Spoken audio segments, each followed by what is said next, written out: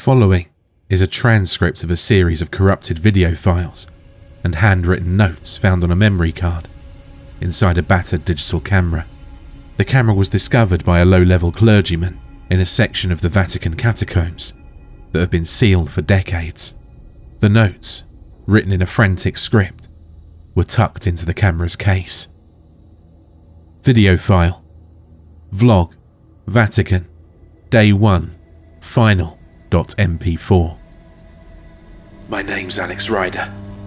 If you're watching this, well, it means you found my camera. It means I didn't make it.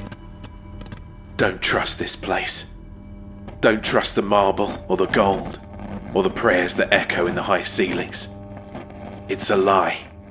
It's all a goddamn lie. It's a beautiful gilded cage built on top of a door. And the things on the other side are waiting. They're always waiting. They say God is in this place. He might be. But I've seen what's in the basement. Oh God, it found me. Don't. Transcript from the Journal of Alex Ryder. My last vlog entry was a lie. I told my subscribers I was taking a spontaneous digital detox to truly immerse myself in the culture. The truth is, I'm hiding. I'm trapped. And I'm writing this on the last few pages of my travel journal in the vain, stupid hope that someone will find it before the camera battery dies for good. Before it finds me. It all started with a trip to the Vatican. Cheesy, I know. A 20-something vlogger with a penchant for historical architecture and a healthy dose of atheism. Going to the heart of Catholicism. For me, it was never about faith. It was about stone and scale. About the sheer human audacity to build something so massive, so ornate, in the name of an unseen deity. St. Peter's Basilica, now that's a piece of work. Standing in that square, with the colonnades reaching out like giant stony arms to embrace you, you can't help but feel small, insignificant. It's a feeling I now understand all too well. It was my third day there. The Roman sun was a merciless hammer, beating down on the city and turning the air into a shimmering soup. The crowds were a sweaty, multilingual beast, shuffling and murmuring, cameras clicking like a million metallic insects. I'd been filming some B-roll for a video I was calling An Atheist in the Vatican, thinking it was clever. God, I was such a child. I'd wandered away from the main tour groups, trying to find a quiet corner. A slice of authentic history, away from the fanny packs and the selfie sticks. I found myself in a long, cool marble corridor, blessedly empty. The air here was different. Not just cool from the stone, but unnaturally so. A deep, cellar-like cold that seemed to suck the heat right out of your skin. The light from the high arched windows didn't seem to penetrate all the way to the floor, leaving the corners in a perpetual, swimming twilight. That's when I saw the door. It wasn't grand like the others. It was plain, dark wood, set in a simple stone archway. It had no markings, no ornate carvings. It was utterly anonymous, which, in a place like the Vatican, made it stick out like a sore thumb. And standing beside it, ramrod straight, was a Swiss guard. This wasn't one of the ceremonial guys in the puffy striped uniforms that you see on postcards. This dude was tactical. He wore a modern, dark blue uniform, and at his hip was a Sig Sauer pistol in a utilitarian holster. He had a radio earpiece and sunglasses that were perfect, mirrored discs. throwing my own gawking reflection back at me. He wasn't there for show. He was there to stop people. And that, of course, is what made me want to get past him more than anything. My vlogger brain went into overdrive. What's behind the door? A secret archive? The Pope's private collection of, I don't know, something scandalous? The sense of curiosity became physical. I ambled past, pretending to admire a faded fresco on the opposite wall, trying to seem casual. I even took out my camera, filming the ceiling, the floor, anything but him. But I was aware of him with every cell in my body. He didn't move. He didn't even seem to breathe. He was as much a part of the architecture as the stone he stood on. I knew I couldn't get in. It was a stupid, childish fantasy. So I turned to leave, my shoulders slumping with a disappointment so acute it was almost comical. And then, a scream. Not a scream of terror, but of distress. A short, sharp cry, followed by a collective gasp from further down the corridor, back towards the main artery of the basilica. I turned to see a small crowd gathering. An elderly woman, overcome by the heat, had collapsed. People were fanning her with guidebooks, shouting for water, for a doctor. And the guard moved. He broke his statue-like pose with a fluid, professional grace, his hand going to his earpiece as he strode towards the commotion. All logic, all reason, every self-preservation instinct I possessed screamed at me to walk away. Just leave. It's not your business. But the curiosity, I couldn't resist. Just a peek, I told myself. One quick look. What could it hurt? My feet moved before my brain could raise another objection. I was at the door. I tried the handle.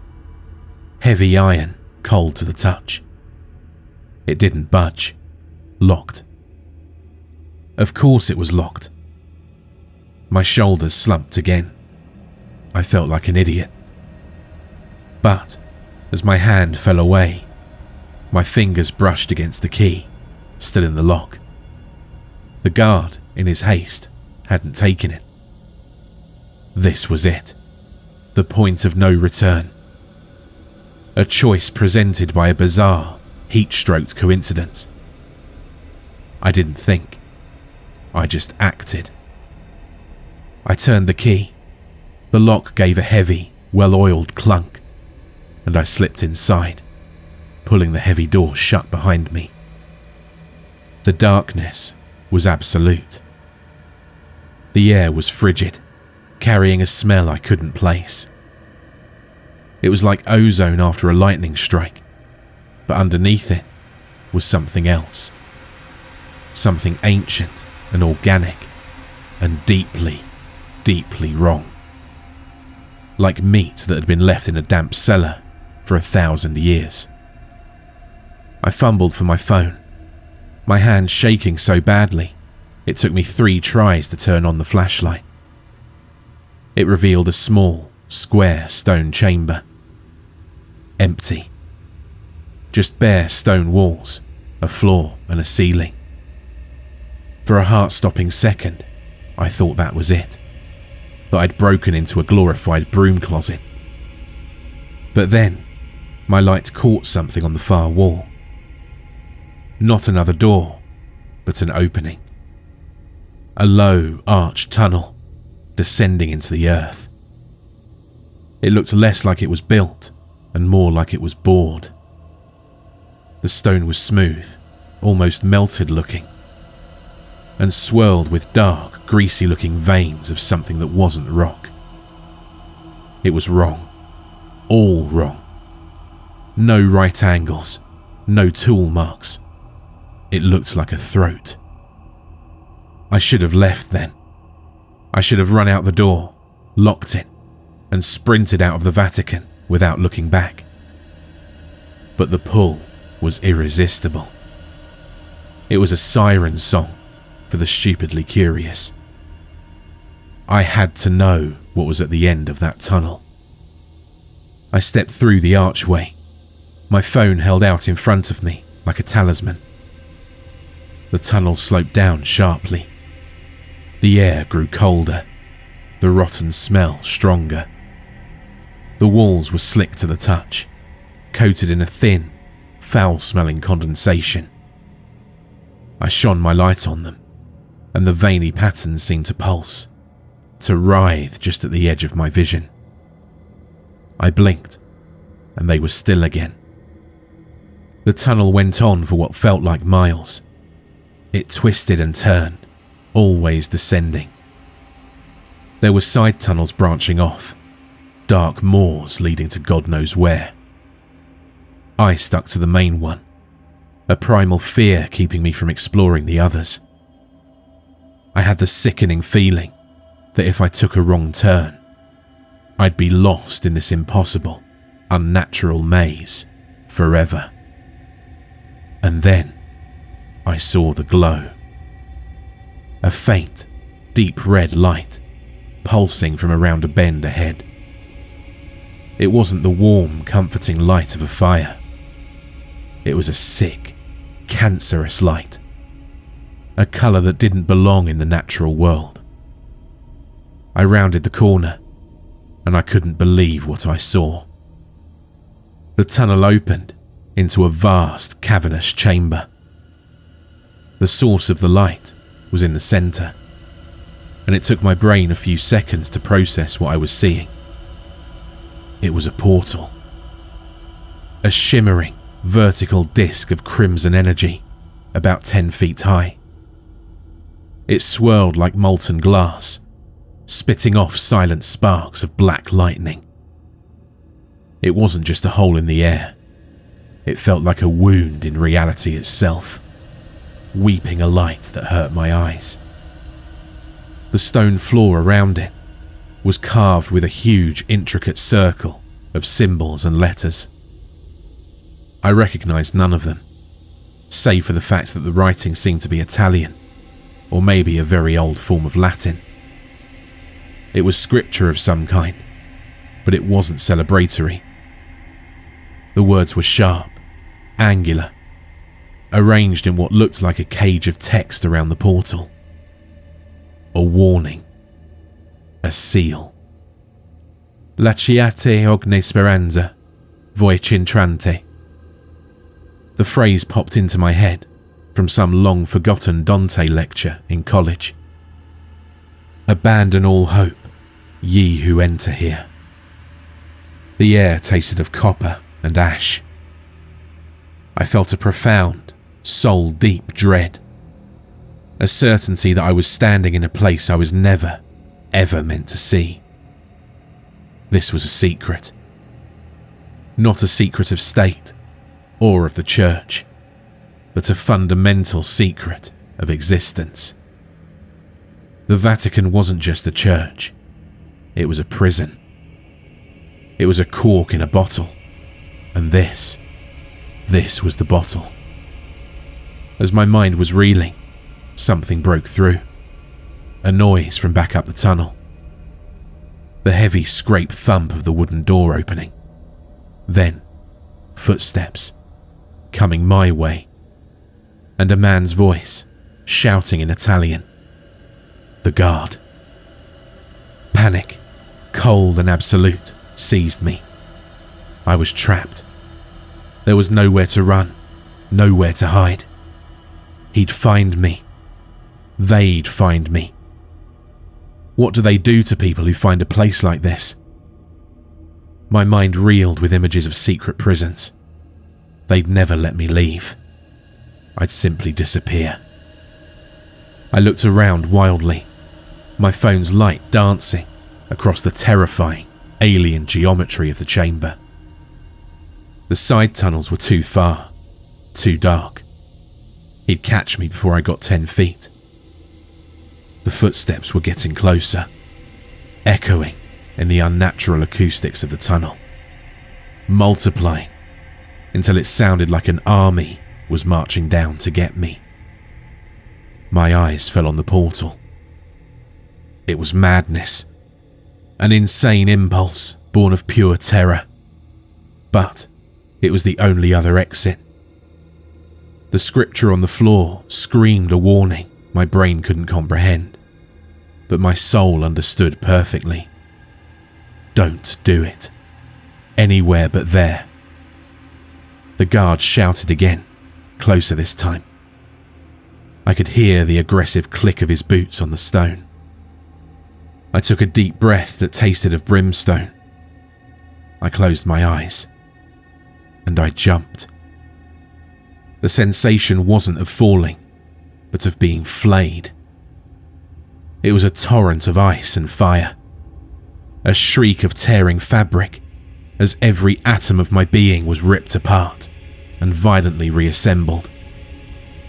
I was turned inside out, my consciousness stretched thin across an eternity of screaming agony, and then slammed back into myself with a nauseating thud. I landed on my hands and knees, vomiting a thin, watery bile that steamed as it hit the ground. The ground wasn't stone. It was a spongy, black soil that seemed to pulse with a faint inner warmth. I was gasping for air, but the atmosphere was a thick, acrid fog that burned my lungs. It smelled of sulfur, decay, and 1,000 other unidentifiable, horrifying things. When I finally dared to look up, the sight broke my mind. There was no sky, only a roiling, perpetual ceiling of bruised, purple-black clouds, lit from within by flashes of silent, crimson lightning. The landscape was a nightmare canvas, painted by a mad god.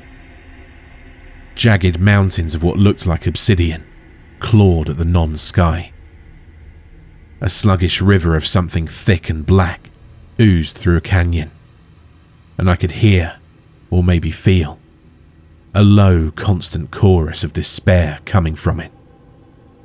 The sound of 1 billion souls weeping in unison. Twisted trees, with bark like charred bone, clawed at the air, their branches writhing slowly, as if in agony. And the things that lived here. God, the things. I saw creatures scuttling in the distance, things with too many legs and misshapen bodies, their forms seeming to shift and blur, as if reality couldn't quite agree on their final shape. I saw a winged thing, vast and leathery like a bat, but with a face that was a mockery of a human's.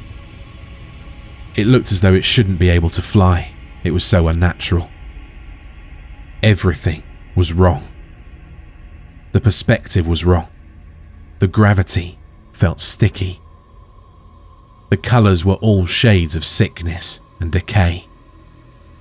I was in a place where the laws of physics were suggestions, and the laws of biology were a sick joke. I scrambled back, away from the portal I'd come through. It was still there, a shimmering red wound in the dead landscape. But it was shrinking, closing. With a final, sickening squelch, it vanished, leaving me stranded. I can't describe the next part well. Time has no meaning here. It could have been hours, or days, or years. I crawled. I hid. I witnessed horrors that have permanently burned themselves onto the inside of my eyelids. I saw a plain of black sand where figures made of glass writhed, shattering and reforming themselves in an endless cycle of torment. I saw a forest of pillars that looked like fused spines, and I heard whispers coming from them, in a language that made my gums bleed. I felt things watching me from the shadows. Things whose very gaze felt like a physical weight, trying to crush my sanity. This wasn't just a place of punishment. It was a place of pure, unadulterated evil. An ecosystem of suffering. I was losing my mind. My humanity chipping away with every new atrocity I witnessed. I was starving, but there was nothing to eat. I was thirsty, but I'd rather die than drink from that black river. My hope had been scoured away, leaving only a raw, animal instinct to survive.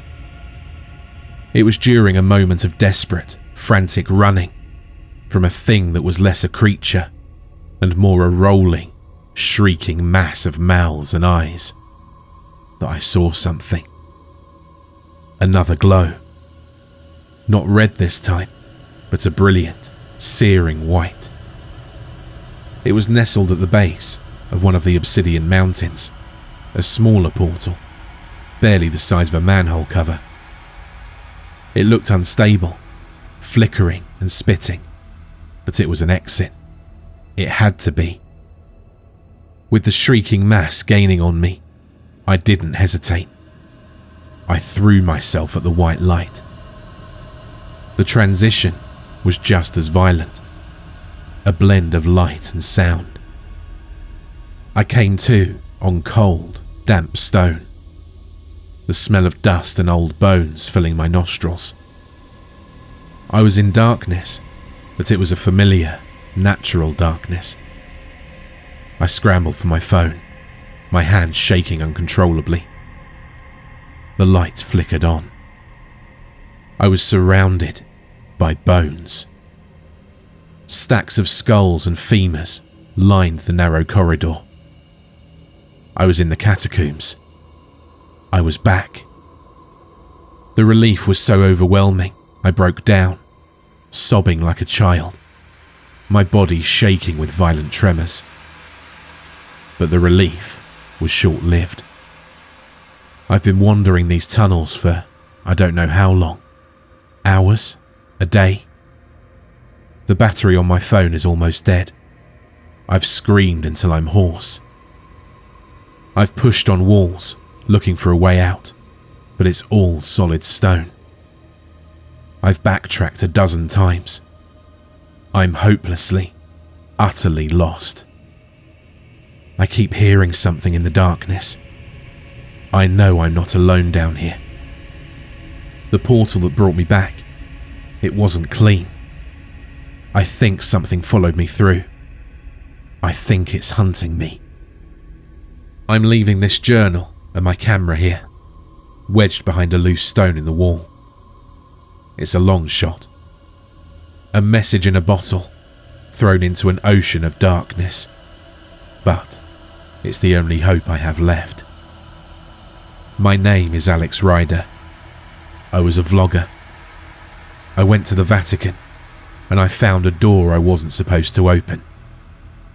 I went inside. I saw what lies beneath the holy city. I saw hell. And I escaped. But as I sit here in the dark, waiting for the battery to die and for the sound to get closer, I have to ask myself, and I have to ask you, whoever finds this, if a portal out of hell itself leads to a place like this, buried and forgotten in the dark, where in God's name do all the other portals go?